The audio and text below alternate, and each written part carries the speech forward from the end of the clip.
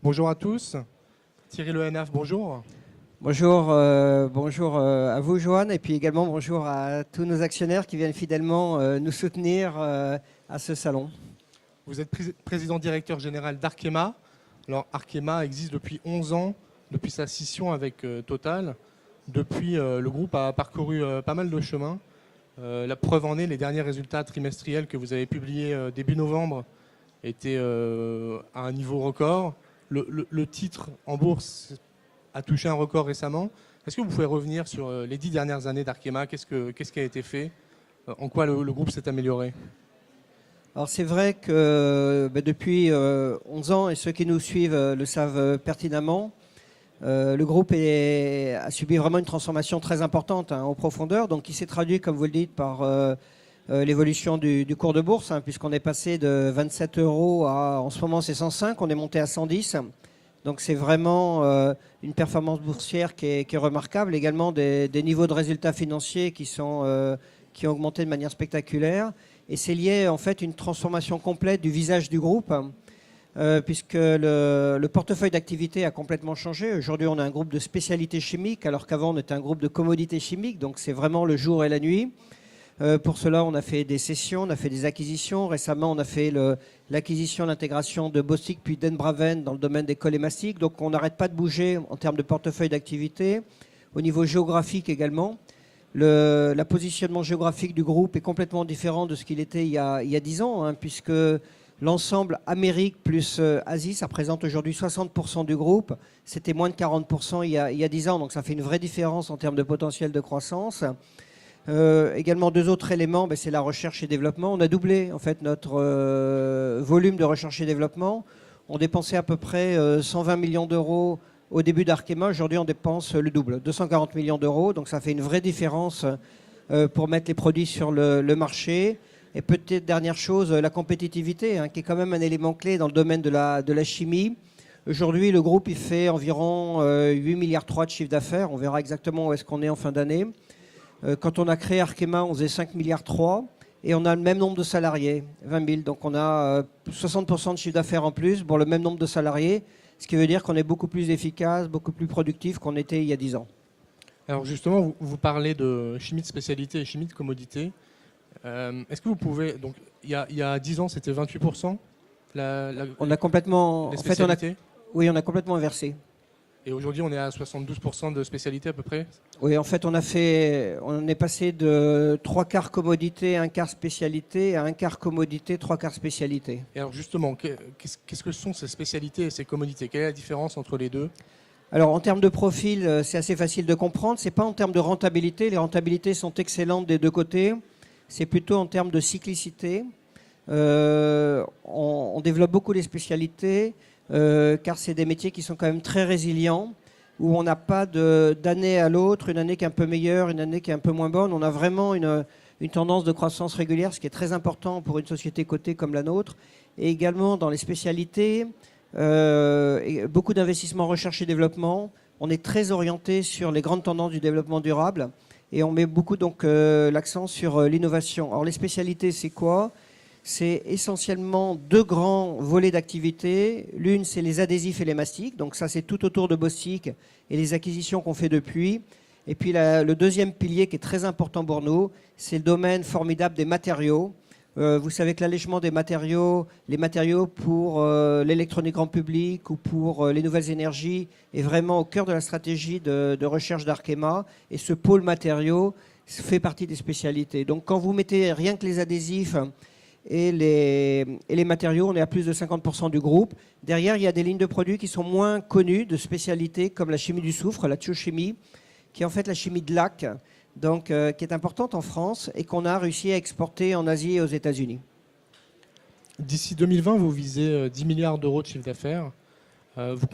Pour atteindre ce niveau, vous comptez beaucoup sur un pôle que vous avez constitué il y a 2 ans, qui est les adhésifs, comme vous en parliez, via le rachat de Bostik à Total. En quoi ces cols et mastiques, ça peut sembler assez basique finalement comme industrie. En quoi c'est vraiment intéressant pour Arkema de se développer là-dedans? Alors déjà, vous avez raison de dire qu'on veut augmenter fortement notre chiffre d'affaires dans le domaine des adhésifs et des mastiques. Aujourd'hui, c'est environ 2 milliards de chiffre d'affaires. C'était 1,5 milliard quand on a fait l'acquisition de Bostik. Aujourd'hui, on est à peu près à 2 milliards. Et la volonté, donc par rapport aux 1,5 milliard du départ, c'est de doubler d'ici 2023. Donc ça ferait qu'on aura doublé à peu près sur 7 ans. Donc on a une vraie ambition de développement. Alors pourquoi? Pour 2 raisons principales qui expliquent cette croissance et cette attractivité du monde des adhésifs. C'est d'abord l'allègement des matériaux, l'allègement des véhicules, etc. Dans le monde d'aujourd'hui, on remplace les liaisons dites mécaniques, par exemple les rivets, par des liaisons chimiques qui sont la colle. Et donc, Arkema est parfaitement positionné avec Bostik pour le faire. Et donc, il est courant de dire que le monde des adhésifs croît à GDP plus 0,5 ou GDP plus 1. Donc, une belle croissance régulière. La deuxième chose, c'est que le monde des adhésifs est très fragmenté. Les principaux leaders ne représentent que 40% de l'activité mondiale des adhésifs. Ce qui veut dire qu'il y a 60% du monde des adhésifs qui est occupé par des sociétés de petite ou moyenne taille, qui sont souvent familiales ou appartiennent à des fonds. Et ce qui veut dire qu'on peut vraiment nous développer notre part de marché par acquisition. Comme vous le savez, Arkema a une structure financière extrêmement solide. Et une grande partie de notre budget d'acquisition va être justement dans les adhésifs, dans un monde qui est très fragmenté et qui nous laisse plein de formidables opportunités. Alors parlons un peu quand même des activités de commodité, notamment les gaz fluorés et l'amont acrylique. Ces activités ont connu quelques difficultés ces dernières années. Ça va un peu mieux. Où est-ce qu'on en est aujourd'hui? Alors déjà, quand on dit commodité, c'est commodité par rapport à nos spécialités. Mais dans le monde de la chimie, c'est des semi-commodités. C'est-à-dire que ce n'est pas des métiers très très gros, c'est des métiers à forte valeur ajoutée, mais qui sont plus cycliques que ne le sont nos métiers de spécialité. Alors sur les acryliques, c'est vrai qu'on a eu quelques années plus difficiles, on est passé en bas de cycle, et depuis 3 ans maintenant, on remonte progressivement la pente, et l'an prochain, on devrait être en milieu de cycle. Donc c'est une bonne nouvelle. On fait exactement ce qu'on avait dit dans le domaine des acryliques, et on devrait avoir des bons niveaux de résultats l'an prochain. Déjà cette année est en belle amélioration. Les gaz fluorés, on a eu une période d'à peu près 18 mois, un peu plus compliquée, mais on est revenu à d'excellents niveaux de résultats. Donc là, on est vraiment revenu là où on pensait être. Donc l'activité se porte très bien. Les gaz fluorés, pour rappeler, c'est utilisé principalement dans la réfrigération, c'est ça? Alors c'est utilisé dans la réfrigération, c'est la moitié des applications, que ce soit pour l'automobile ou pour, par exemple, les supermarchés ou également dans les maisons individuelles. Et l'autre partie, c'est les gaz fluorés pour les polymères fluorés, qui sont des matériaux vraiment de top niveau. Et on a justement à l'intérieur d'Arkema toute une gamme de polymères fluorés sous le nom de la marque Kynar, qui est utilisée notamment dans les batteries et qui utilise les gaz fluorés. Donc il y a vraiment ces 2 applications pour les polymères et à usage air conditionné. La principale matière première qu'utilise Arkema, c'est le pétrole. Ces derniers mois, le prix du pétrole est passé de 45 à 63 $. Est-ce que ça va avoir une conséquence sur votre rentabilité pour les mois à venir? Alors Arkema, c'est vrai, utilise beaucoup de dérivés du pétrole. C'est jamais le pétrole directement, c'est un pétrole qui est transformé avec différentes étapes. Nous, nos fournisseurs, c'est la pétrochimie. Les prix des matières premières ont beaucoup augmenté, bon, les chimistes de spécialité, mais quand vous regardez les résultats d'Arkema, l'augmentation du pétrole, ça a démarré mi-2016 à peu près, donc de mi-2016 et l'année 2017. Et Arkema s'est jamais aussi bien porté puisqu'on a eu des résultats records en 2016, des résultats records en 2017. Donc à la fin des fins, on a ce qu'on dit aux États-Unis, un pricing power, c'est-à-dire qu'on est capable de répercuter à nos clients l'augmentation du prix du pétrole. Sur les produits plus de base, c'est relativement rapide. Et sur les produits spécialités, ça prend plus de temps puisque les prix sont quand même plus stables. Mais on y arrive dans la durée. Et cette année, on va avoir des résultats records avec un prix du pétrole qui a beaucoup augmenté, qui a pris 50% sur 2 ans. Donc ça répond, je crois, à votre question. À l'heure du changement climatique, est-ce que Arkema est présent dans un secteur un peu en vogue depuis quelques années, qui est celui de la chimie verte ou de la chimie biosourcée? Alors, on est présent déjà dans toutes les composantes de la transition énergétique. On s'y attaque par tous nos matériaux qui rentrent dans les nouvelles énergies, dans les solutions pour les batteries, pour le solaire. Également, tout ce qui est isolation de l'habitat.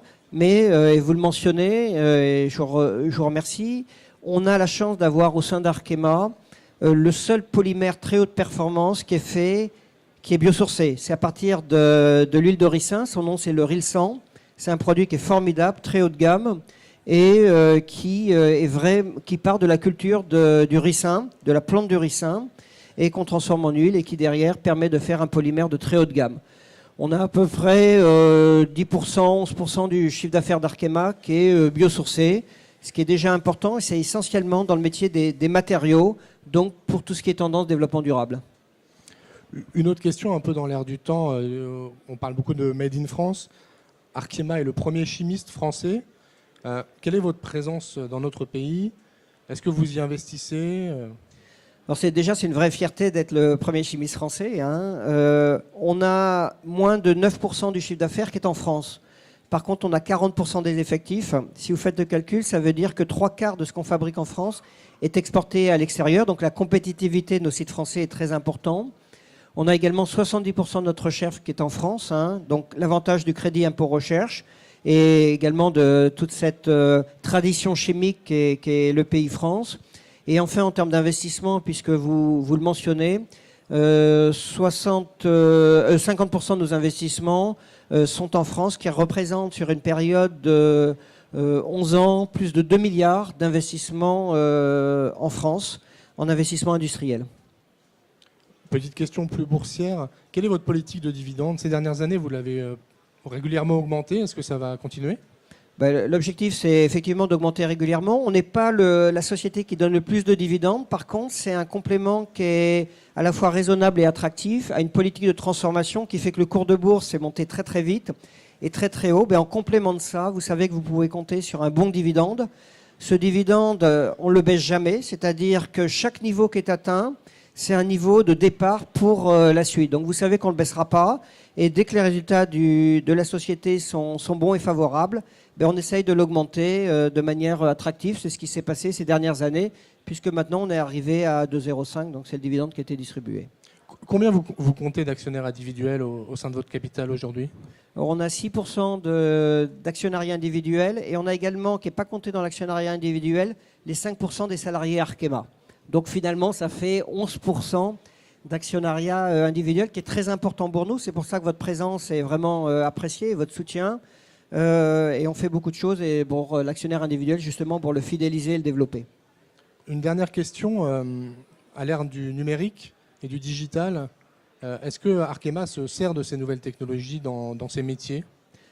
Tout à fait. On a défini un nouveau pilier qui est le digital au sein de la stratégie d'Arkema. Le digital utilisé pour la fabrication de demain, donc l'usine digitalisée, hein, avec beaucoup de traitement des données, mais également dans le domaine des fonctionnements de l'entreprise pour les simplifier, pour aller plus vite, et dans l'offre également à nos clients, comment notre client peut utiliser le digital pour mieux utiliser de manière efficace nos produits. Donc on travaille dans tous ces domaines.